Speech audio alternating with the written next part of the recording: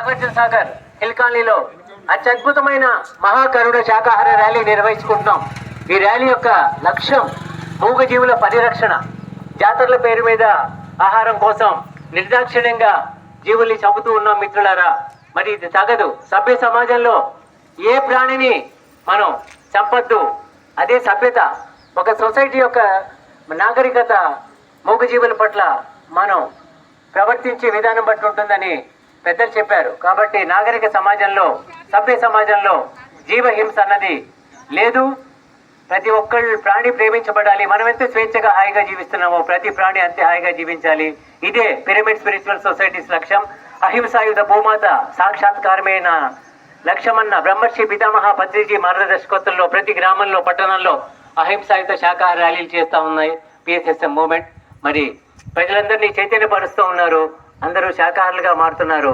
మరి మనందరం కూడా శాకాహారులుగా మారుదాం, జంతు ప్రేమికులుగా మారుదాం, జానులుగా మారుదాం.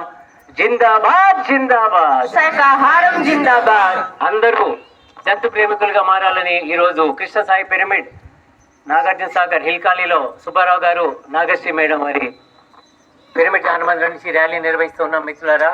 అందరికీ ధన్యవాదాలు. అలాగే అమర్ సింగ్ గారు